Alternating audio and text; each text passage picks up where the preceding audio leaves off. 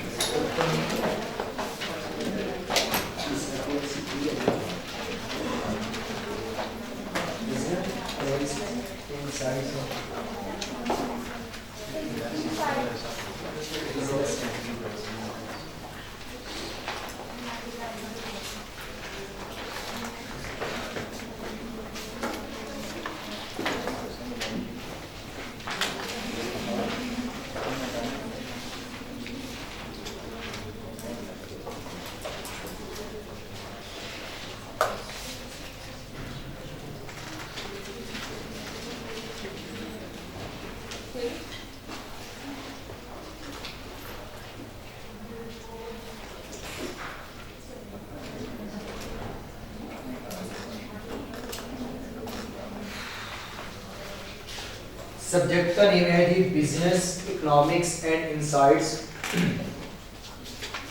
और इसका है PRC 3 वॉल्यूम 2 और ये वॉल्यूम 1 जो आपके पास है उसके अंदर बिजनेस को डिस्कस करेंगे और जो वॉल्यूम 2 है इसमें हम इकोनॉमिक्स को डिस्कस कर रहे होंगे।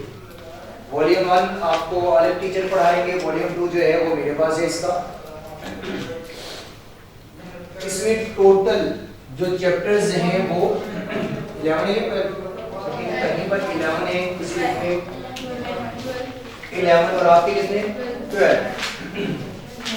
तो सेफ साइड हमारे लिए ये होगी कि हम 12 चैप्टर पढ़ेंगे और जिसमें से अगर हम चैप्टर की बात करें तो पहले 4 चैप्टर जो होंगे वो माइक्रो इकोनॉमिक्स के होंगे। इसके बाद चैप्टर नंबर 5 से ऑनवर्ड तमाम चैप्टर्स जो हैं वो मैक्रो इकोनॉमिक्स के होंगे।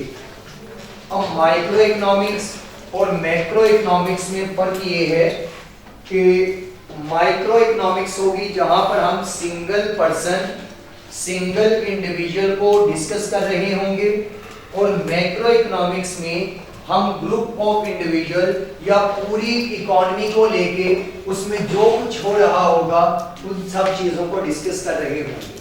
मींस कि अगर माइक्रो इकोनॉमिक्स की बात करेंगे तो माइक्रो इकोनॉमिक्स में हम सिर्फ ये देखेंगे कि खरीदने वाला क्या खरीदना चाहता है और कितने पैसे पर ये प्रोडक्ट खरीदना चाहता है और बेचने वाला बेचना चाहता है तो किस प्राइस लेवल पर उस प्रोडक्ट को बेचना चाहता है। इसके अलावा कहां पर जाके वो खरीदेगा और कहां पर बेचेगा और इसके अलावा डिस्क्रिमिनेशन क्या हो सकती है कि एक ही पर्सन को डिफरेंट प्रोडक्ट डिफरेंट प्राइसेस पे या आप एक सेम प्रोडक्ट डिफरेंट पर्सन को डिफरेंट प्राइसेस पर बेच रहे होंगे। तो ये चीजें हम माइक्रो इकोनॉमिक्स में डिस्कस करेंगे। जबकि मैक्रो इकोनॉमिक्स के अंदर हम इन्फ्लेशन को डिस्कस करेंगे, हम इकोनॉमिक ग्रोथ को डिस्कस करेंगे, हम कंट्री के जीडीपी को डिस्कस करेंगे, इसके अलावा अनएम्प्लॉयमेंट को डिस्कस करेंगे और कहीं ना कहीं जाके हम बैलेंस ऑफ पेमेंट या एक्सचेंज रेट को हम जो है इंपोर्ट एक्सपोर्ट को देख रहे होंगे। मींस के जहां पर इकोनॉमी पूरी का मसला होगा जिसमें इन्फ्लेशन है ये किसी एक पर्सन का मसला नहीं, अनएम्प्लॉयमेंट किसी एक पर्सन का मसला नहीं है, प्राइस का मसला किसी एक पर्सन का नहीं है, एक्सचेंज रेट है इंपोर्ट एक्सपोर्ट ये भी किसी एक पर्सन का मसला नहीं है, इकोनॉमी की ग्रोथ या लिविंग स्टैंडर्ड ये भी किसी एक पर्सन का मसला नहीं है। जहां पर एक से ज्यादा यानी कि ग्रुप ऑफ इंडिविजुअल आएंगे तो वो मैक्रो इकोनॉमिक्स कहलाएगी जो चैप्टर नंबर 5 से चैप्टर नंबर 12 तक हम डिस्कस कर रहे होंगे। अगर गलती से मैं चैप्टर 13 भी बोल दूं तो इट्स मींस कि ये 13 चैप्टर्स को ही उन्होंने 12 चैप्टर में कन्वर्ट किया है। आपको चैप्टर नंबर 5 पे एक चैप्टर नजर आएगा national income and it's determination. पहले ये चैप्टर 2 हिस्सों में था, नेशनल इनकम अलग था एंड इट्स डिटर्मिनेशन अलग था। चैप्टर 5 एंड 6 बनाया हुआ था तो ये 13 चैप्टर्स थे, बस उनको मर्ज करके एक चैप्टर बना के इसको शॉर्ट किया गया है। बाकी 13 12 चैप्टर्स वही है। कहीं पर कोई भी चैप्टर जो है वो कम नहीं हुआ, कोई भी टॉपिक इसमें से डिलीट ऐसा नहीं हुआ, ना ही कोई मजीद ऐड हुआ है। तो जैसे बुक पहले थी वैसे के वैसे ही अब है। तो मींस के हम ये कह सकते हैं कि इकोनॉमिक्स को हम दो हिस्सों में डिस्कस करेंगे। इकोनॉमिक्स को दो हिस्सों में हम डिस्कस कर रहे होंगे। एक होगी माइक्रो इकोनॉमिक्स और एक होगी मैक्रो इकोनॉमिक्स। अब माइक्रो इकोनॉमिक्स में चैप्टर 1 से 4 होंगे और मैक्रो इकोनॉमिक्स में चैप्टर 5 से 12 तक होंगे। लेकिन इन 5 से 12 के दरमियान भी कहीं ना कहीं जो है वो फाइनेंस के चैप्टर्स को अलग पोर्शन भी बनाया जाता है, जो चैप्टर नंबर 10 से ऑनवर्ड या 9 से ऑनवर्ड पब्लिक फाइनेंस से ऑनवर्ड होगा। तो वो आपका फाइनेंस वाला पोर्शन आता मैक्रो इकोनॉमिक्स में ही है। तो हम इसको दो हिस्सों में जो है वो ब्रेक करके पढ़ेंगे। तो पहला हिस्सा हमारे पास होगा कि पहले हम सिंगल इंडिविजुअल की डिमांड सप्लाई इन सब चीजों को पढ़ेंगे और उसके बाद फिर पूरी इकोनॉमी में जो भी चीजें हो रही होंगी उनकी डिमांड सप्लाई और उसके अकॉर्डिंग इन्फ्लेशन पे जो भी इंपैक्ट पड़ेगा उन चीजों को हम डिस्कस करेंगे। सिलेबस में अगर पार्ट की बात की जाए तो ये 100 मार्क्स के पेपर होगा, जिसमें से 50 मार्क्स जो हैं वो आपको वॉल्यूम 1 से आएंगे और 50 मार्क्स से आपको वॉल्यूम 2 से आएंगे। वॉल्यूम 2 में आपके पास 12 चैप्टर्स हैं, तो इट्स मींस कि इनमें से 25 एमसीक्यूज बनाए जाएंगे। तो आप कोई भी चैप्टर चॉइस पे नहीं छोड़ सकते। जब ये इसमें से पूरा पेपर बनता था तो हम कुछ ना कुछ ये कह सकते थे कि अगर एक आध चैप्टर आपका वीक भी है तो मसला नहीं है, लेकिन आपको ये बहुत अच्छे से 12 के 12 चैप्टर आने चाहिए, क्योंकि किसी भी किस्म का आप रिस्क नहीं ले सकते। और ये भी नहीं बताया कि किस चैप्टर में से कितना पेपर इसमें से आएगा। पहले ये होता था कि आपको 40 यहां से और 60 यहां से या 50-50 आ जाते थे। अब जबकि वॉल्यूम ही एक कर दिया गया है और एक वॉल्यूम मतलब 2 वॉल्यूम करके एक पेपर बना दिया गया है, तो आप यहां पर भी ये आइडेंटिफाई नहीं कर पाएंगे कि किस चैप्टर से ज्यादा पेपर आएगा। और पेपर मिक्स होके आएगा, ये नहीं है कि पहले वॉल्यूम 1 वॉल्यूम 2 मींस के इकट्ठा ही आपको पेपर आएगा I2B और साथ में इकोनॉमिक्स मिक्स। ये आइडेंटिफाई आपने खुद करना है कि इसमें से इकोनॉमिक्स का पोर्शन कौन सा है और जो बिजनेस का पोर्शन है वो कौन सा होगा। अब सबसे पहला क्वेश्चन मेरा आप लोगों से ये है कि इकोनॉमिक्स क्या है। जो हम सब्जेक्ट पढ़ने जा रहे हैं ये है इकोनॉमिक्स। तो इकोनॉमिक्स क्या है? आर्ट और नहीं, बुक के ऊपर लिखा होगा। तो एक तो बात चलें, पहले तो इकोनॉमिक्स पे नहीं आता, पहले सिलेबस के अकॉर्डिंग बता दूं कि मुझे ICAP की बुक रिक्वायर्ड नहीं। सबसे पहला क्वेश्चन तो ये कि इकोनॉमिक्स के लिए ICAP की बुक परचेज करनी चाहिए या नहीं। तो भाई परचेज तो नहीं करनी, लेकिन डाउनलोड कर सकते हैं। वो ये जो रील्स बनती हैं ये वो आ गई। परचेज नहीं करनी लेकिन डाउनलोड कर सकते हैं, जिसमें आप टैली कर सकते हैं कि जो टॉपिक्स हमने पढ़े क्या वो ICAP की बुक में है या नहीं। तो परचेज करने की जरूरत नहीं है, डाउनलोड करके आप अपने सिस्टम में इसे रख लें। बाकी मैं आप लोगों को इसके नोट्स प्रोवाइड करूंगा, आप लोगों ने नोट्स रीड करने हैं और नोट्स से ही पढ़ना है। जो भी नोट्स आप लोगों को भेजे जाएंगे आप लोगों ने जो है वो लेक्चर नोट्स से ही अपने लेक्चर्स को प्रिपेयर करना है। लेक्चर्स नोट्स होंगे, आपने लेक्चर नोट से ही इन्हें जो है अपना लेक्चर को प्रिपेयर करना होगा। और जो यहाँ पर बोर्ड पे लिखा जाएगा या स्लाइड से पढ़ाया जाएगा तो आपको वो स्लाइड्स PDF की शक्ल में भेज दी जाएंगी और जो यहाँ पर होगा वो आप लोग नोट कर लेंगे।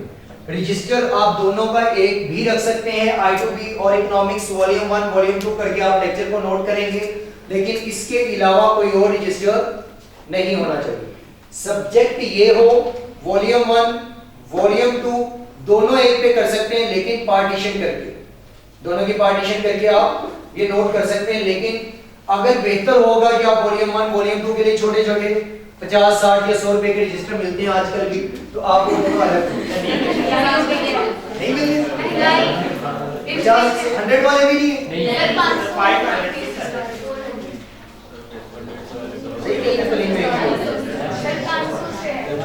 चलिए 250 के होंगे। ये कितने की है?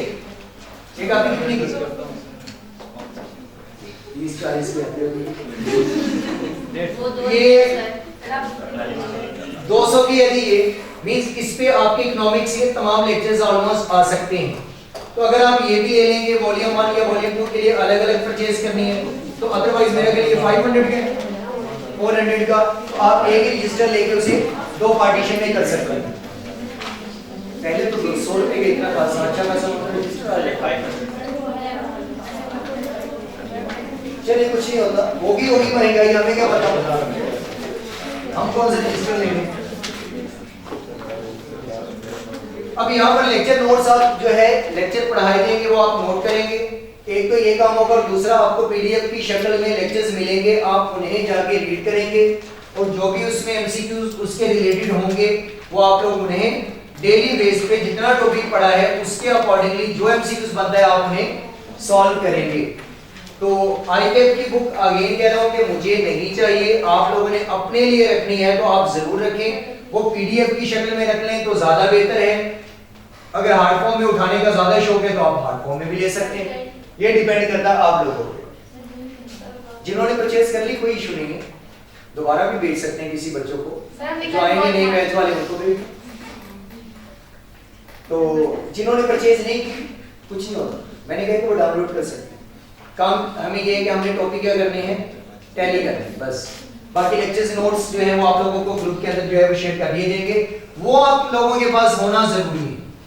वो लेक्चर्स नोट्स आप लोगों के पास होना जरूरी है, वो पीडीएफ में हो या हार्ड फॉर्म में, वो भी आपका ऑप्शन है कि आप दोनों में से किस में रखना चाहते हैं। पीडीएफ में पढ़ना आसान है तो पीडीएफ में कर लें, अदरवाइज आप उसका हार्ड फॉर्म निकलवा के अपने पास जो है वो चैप्टर वाइज कर लें या वॉल्यूम वाइज जो है वो प्रिंट निकलवा के उसको बाइंड करवा लें। इसके अलावा लेक्चर के अकॉर्डिंग मींस के स्टडी स्कीम या स्टडी प्लानिंग के अलावा किसी का कोई क्वेश्चन हो तो वो पूछ सकता है। किसी का कोई क्वेश्चन? चल अब कोई बच्चा ये क्वेश्चन नहीं करेगा कि सर सिलेबस कब एंड हो, क्योंकि टाइम एंड हो गया। मैंने कहा था कि स्टडी के अकॉर्डिंग कोई क्वेश्चन, स्टडी प्लानिंग के अकॉर्डिंग, तो ये जब भी एंड हुआ एंड करवा के आपका पेपर होगा। अब आ रहा है ना माइंड में कि सर ये कब एंड होगा, हो सकता है 3 माह लग जाए, 5 माह लग जाए, 1 माह भी लग सकता है, 11 दिन भी लग सकते हैं, क्योंकि सबसे कम टाइम तो 11 डेज में मैंने इसे कंप्लीट करवाया हुआ है, तो सबसे कम डेज सबसे कम। और अगर मैक्सिमम जाए तो 60 लेक्चर्स के अंदर ये हमारा इंशाल्लाह कंप्लीट हो जाएगा। 60 लेक्चर्स, डेज नहीं lectures, 3 5 days a week plus तो 20 days a month and 3 month में ये कंप्लीट हो।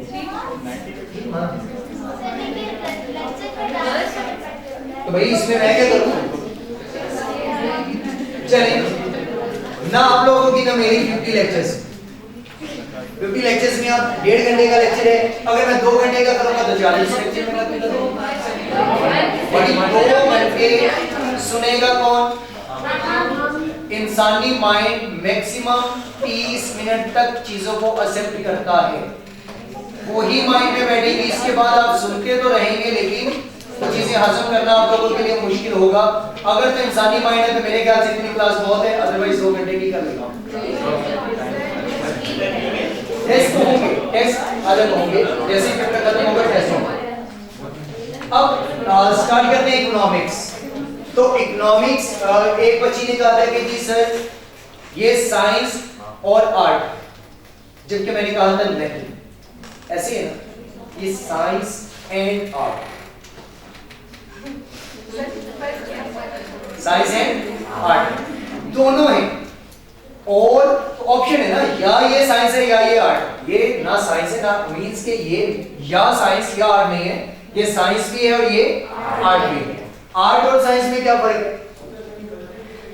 बायो फिजिक्स केमिस्ट्री है तो साइंस, अगर नहीं है तो यही है। आर्ट में होता है किसी चीज को परफॉर्म करना, और साइंस में होता है किसी चीज के ऊपर एक्सपेरिमेंट होना, और एक्सपेरिमेंट करने के बाद उसकी थ्योरी को या लॉ बना के पेश कर देना।